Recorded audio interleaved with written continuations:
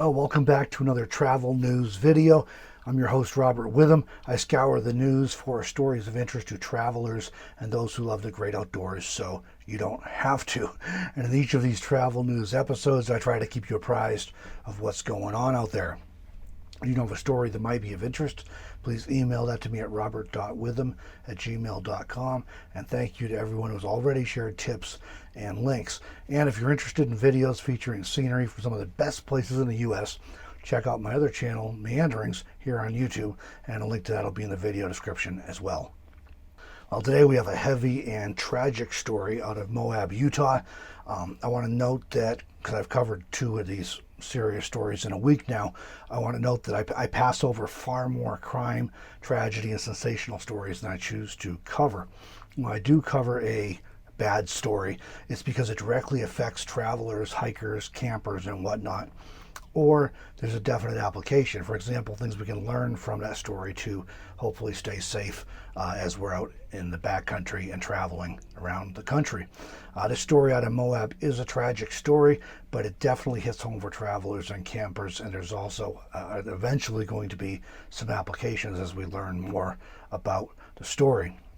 I've been following this for a while now and waiting to report on it in hopes of more details becoming available, but that hasn't happened yet. So and it is being widely reported in mainstream media, so and on social media. So I thought I'd go ahead and talk about what I have been able to learn. I've dug really deep on this and tried to learn as much as possible.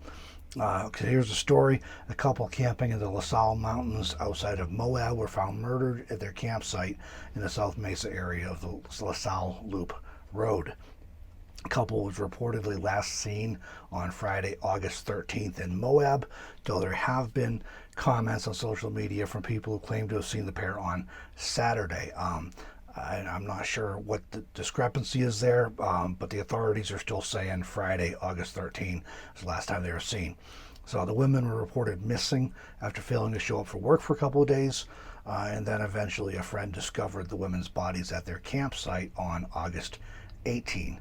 The women, according to I've primarily sourced this information from official statements from the police and investigators, but I have also borrowed some from other newsworthy sources as well, where these are details that weren't revealed by the police specifically, but seems like they're probably credible. So the women reportedly lived a bohemian lifestyle, that's quote, bohemian lifestyle, and worked in Moab while camping in the surrounding area in a van. So you get why this story has a lot of applicability, or appears to at least, to those of us who are nomads or travelers or campers and what have you.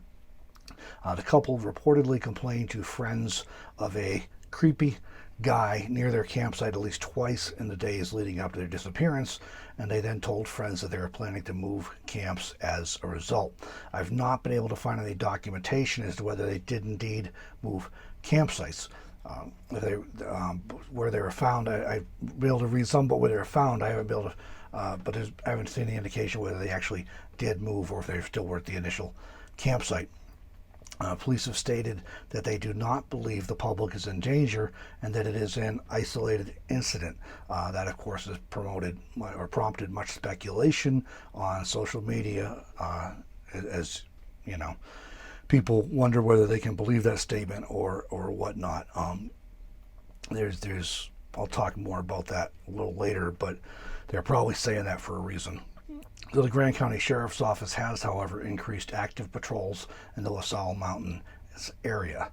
The Sheriff's Office has acknowledged that there were 3 other suspicious unattended deaths in the Moab area over the past year, again following speculation on social media. And the authorities have said that none of these other deaths were determined to be homicide following investigations. So even though they were initially suspicious and unwitnessed deaths, after investigation they are found to not be murders. So they're not linked to what happened here with this case.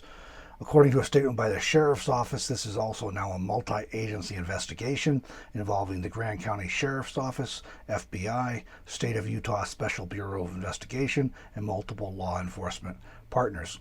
I've seen some news reports that a person of interest was reportedly questioned by police in the early stages of the investigation, but the police still do not have a suspect in custody.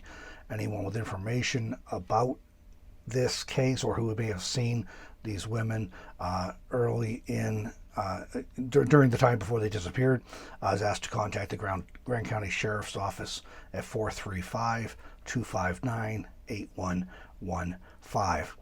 A few notes of my own thoughts here. I think it's important to be careful with speculation, to avoid speculation in a case like this, and wait for the investigation to be completed. It takes time for investigators to conduct a careful and thorough investigation that will hold up in court, especially with something major like a murder trial. This just isn't like TV or the movies or books where a murder trial goes to, where a murder case goes to trial within months after the incident. This is going to be a long process, and investigators want to make sure they get it right the first time, and they identify the correct suspect, and then they're prepared for trial in conjunction with the prosecutor's office. So that it takes time to get this done, and during the investigation, police are very careful, especially on a major case like this. They're very careful about releasing details to avoid creating complications or any situations that might jeopardize the case. There's a lot of legal stuff they got to navigate there, but that's just the way it works in these cases, and it can be frustrating waiting for information, but it's important that they do it right too. So I think we have to be patient while we wait for the authorities to do their job. The fact they've brought in the State Bureau of Special Investigation, they've brought in the FBI, they got other agencies involved. They're taking this very, very seriously, and I have no doubt that they're going to find or identify a suspect and figure out what happened in this tragic case. Some of the examples of speculation I've already seen on this case. There's been speculation that other suspicious deaths in Moab are related. Like I mentioned earlier, investigators say that is not the case. There's been speculation as to whether the creepy guy is to blame. That's kind of an obvious conclusion to jump to, but again, there's no public information about this. That could be a coincidence, and it could be something completely different. So there's been speculation that may be a hate crime due to the couple's sexual orientation. But again, there's been no public information about this, and it may have nothing at all to do with that. There's been speculation as to whether it may have been a murder-suicide. But again, the police are treating it as a double homicide and saying that's not the case. Bottom line is that we don't know too much other than that 2 women were shot to death at a campsite near Moab. Police are investigating. They don't have a suspect in custody, but also they do not believe there's a threat to the community. They got reasons for saying that if they're saying that. The last thing they want is to tell everybody there's no threat to the community and then to have another incident involving the same suspect. So they know more than they're saying because they can't say everything in the early stages of an investigation when they're trying to identify and apprehend a suspect. So we have to assume if they're saying there's no threat to the community and it's an isolated incident, that they probably have some reason for saying that. It is always unnerving when something like this is reported in the news. I think it's scary in the same way an airplane crash is scary. This kind of thing just preys on our worst fears. Those of being vulnerable and out of control. It's scary, and you wonder what happened and am I at risk if I go out and camp in the backcountry. One of the questions I hear more than any other is whether it's safe to travel and camp in the backcountry in remote areas out in the wilderness, on public lands, on dispersed areas and public lands. I've been on the road almost 6 years now, and I have only had literally a handful of problems that I thought were threatening or dangerous. Literally, I can count them on one hand. All of them were managed. None of them escalated. I was able to manage them. But all of them occurred in or just outside of town. So if you're out in the backcountry, it's even less likely you're going to run into a problem. Now, I have explored the area around the Sal Mountains quite a bit.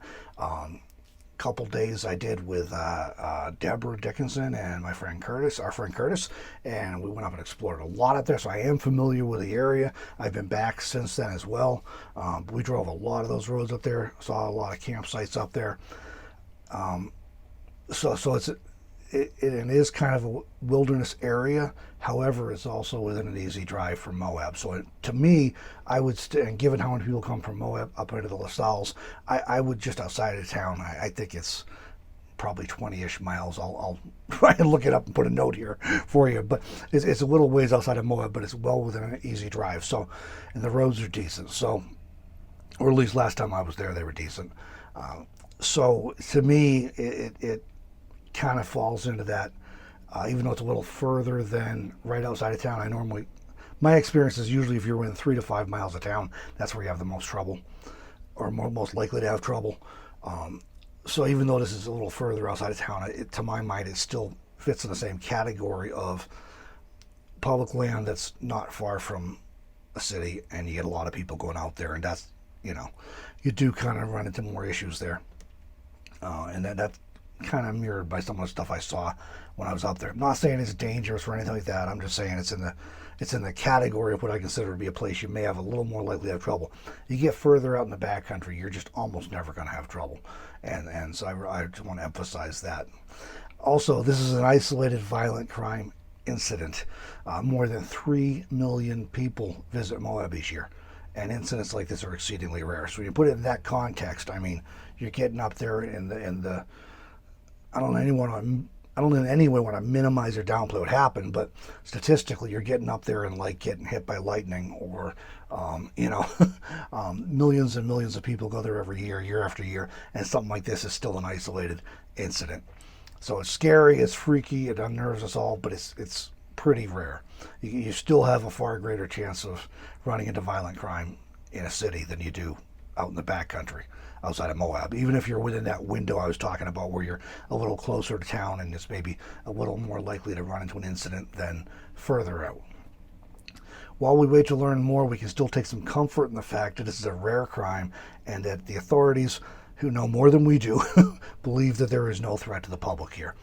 So whatever happened, they have to have some leads at this point. This case is more than 2 weeks old, so I'm sure they have some leads, and they definitely have a theory of the crime at this point, and they just don't believe there's a threat to the general public. We do not even know if this horrific crime was in any way connected to the fact that the couple lived in a van and was camping in the forest. It may turn out to be completely coincidental. In other words, it may have been, most violent crime like this involves somebody that the victim knows already. So while it could be have happened because they were living in a van in the forest, it wasn't necessarily true. There are other reasons this could have happened. And we'll just have to wait and see what we can learn about that. I do not think that as travelers, campers, and outdoor adventurers, we need to be afraid, even when we see scary stories like this. I come back to my normal opinion that the first and foremost thing is to maintain situational awareness. That is, be aware of your surroundings, who's around, what's going on around you. And it can be easy when you're out in the backcountry to kind of become oblivious or to only think about wildlife or something. But, be aware of if there are people around, and leave if you don't feel safe. Whether that's a hiking trail or a trailhead or anything else, you're some kind of visitor tourist site you're at, or if it's a campsite. If you're not feeling safe, if you don't feel comfortable, just leave. And that's one of the best defenses we have, is to remove ourselves easily from a situation. If you live in town and you're not comfortable with your neighbor, it's a pretty big deal to move. If you're camping out in the backcountry and or adventuring out in the backcountry, you don't like or feel comfortable or feel safe around somebody, just leave. Go somewhere else. Maybe a hassle, may seem unfair that you have to give up a good campsite, but we can just leave.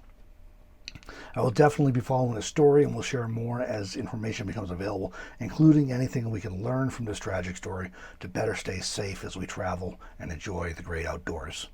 Well, don't forget, travelers, send me links or details for stories you think might be of interest to robert.witham@gmail.com. Thank you to those who have already shared news and links.